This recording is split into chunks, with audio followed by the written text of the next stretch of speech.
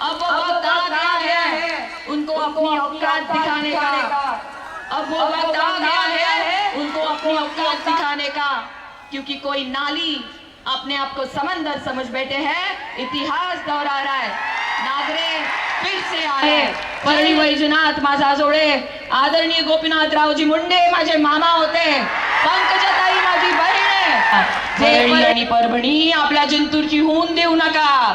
जो बदला आपल्याला घ्यायचा आहे ती घेण्याची वेळ आलेली आहे। मी सर्वांना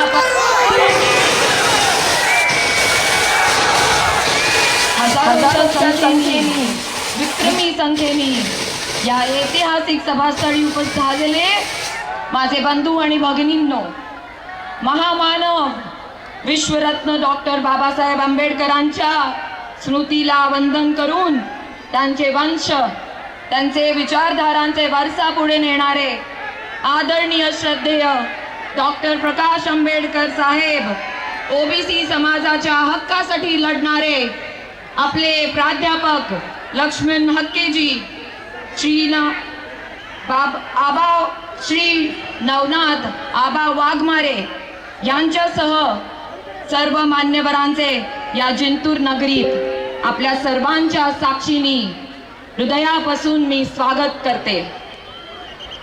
अनेक संध्या आपण या दोन्ही परिवारांना दिलेल्या आहेत, वारंवार आपण यांना निवडून दिलं, पण ह्यांनी फक्त आपलं शोषण केलं। आपल्याला हवाय तो मान सन्मान कधीच दिलेला नाहीये। माझे सासरे स्वर्गीय कुंडलिकराव नागरे साहेब जेव्हा आमदार होते तेव्हा त्यांनी राजकारणावरती कधीच कमवलेलं नाही, त्याची कधी गरज नव्हती, त्याची गरज आज पण नाहीये।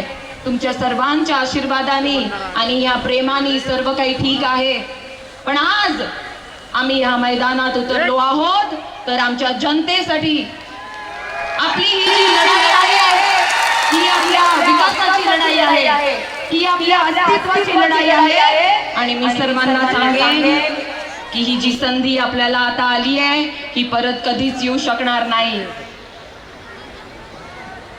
मी सर्वांना एकच विनंती करेल, तुमच्या येणाऱ्या पुढच्या पिढीचा विचार करा आणि सुरेश भैया नागरेंना साथ द्या।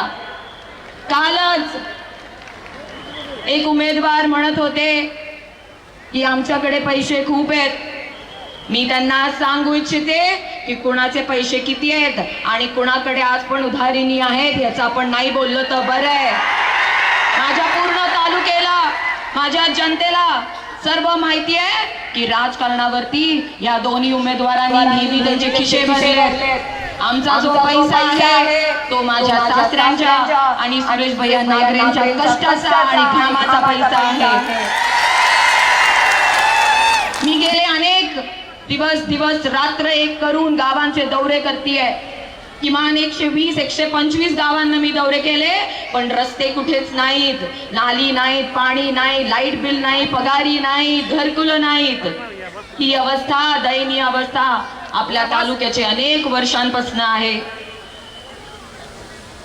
या दोघांच्या उमेदवारांच्या दुश्मनीमध्ये पिसली तर माझी आम जनता पिसली आहे। तू ह्या गटाचा जर का सरपंच आहेस तर तुझे निधी थांबवतो, तू त्या गटाचा माणूस आहेस तर तुझी कामं होऊन देणार नाही। आणि या दोघांची दुश्मनी अटळ आहे आणि या दोघांच्या दुश्मनीमध्ये पिसणार तर माझी आम जनता पिसणार आणि त्रास होतोय तो तुम्हा सर्वांना होतोय। मी या दोन्ही परिवारांना सांगू इच्छिते, आम्हाला बोललं जातंय की आम्ही इथले नाही आहोत, आम्ही इथले मुंबईचेच आहोत। आम्ही इथले आहोत की नाही? आमचं गाव इथलंय, सुरेश भैया नागरेंचं घर इकडे। मला दोन्ही मुलींसारखं बाहेर जाऊन लक्ष्मीपूजन किंवा नवरात्रीचे घट औरंगाबाद किंवा पुणेमध्ये करण्याची गरज नाही। मी जिंतूरची आहे, मी इथलीच आहे। 50 वर्षापुढे उमेदवार आहेत, त्यांचं वय म्हणतात मला पदरात घ्या, मला द्यायला तुमच्याकडे काही नाही आज, पण हप्ते घेताना ह्यांना आमचे अश्रू दिसले नाहीत। केळीवाले, रॉकेलवाले, मटक्यावाल्यांकडनं हप्ते घेताना ह्यांना आमचे अश्रू दिसले नाहीत। आज तुमच्या जीवावरतीच ह्यांनी नेहमी कमवलंय। आम्ही तुम्हा दोघांना म्हणतो, आज सुरेश भैया नागरेंना वडील नाहीत, मला आज आई नाही, गेले 3 महिन्यापासून माझ्या सासूबाई हॉस्पिटलमध्ये ऍडमिट आहेत, हाफ कोमामध्ये आहेत. तर आम्ही म्हणतो की आम्हाला तुमच्या ओटीत घ्या, आम्हाला तुमचं प्रेम द्या. ही जी जनता इथे आहे हेच आमचं घर आहे, हेच आमचा परिवार आहे. आम्ही इथेच राहणार आहोत. तुमच्या सर्वांच्या सेवेला आम्ही 24 तास इकडे राहणार आहोत, हे तुम्हा सर्वांना शब्द देते. मी अनेक गावांमध्ये जाते, महिलांच्या डोळ्यात पाणी असतं. मला म्हणतात, ताई तुम्ही तरी आता आलात, आमच्यासाठी काही करा, आम्हाला घरकुलं द्या, आम्हाला पगारी द्या.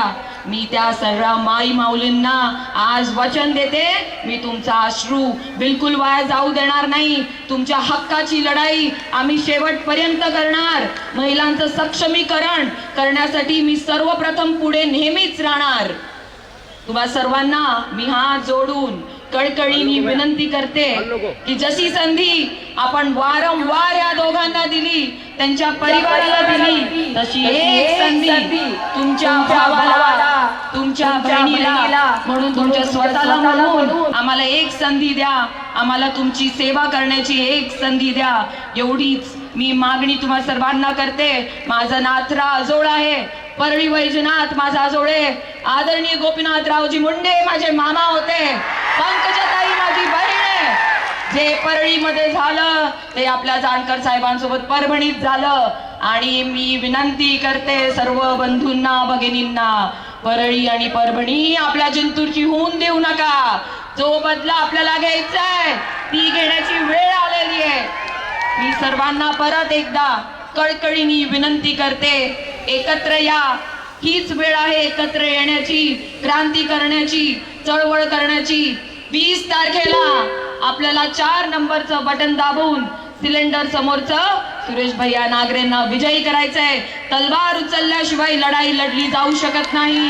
तसं बाबासाहेब आंबेडकरांची तलवार होती म्हणजे पेन, आणि आज तुमच्या सर्वांची तलवार आहे 4 नंबरचं बटन.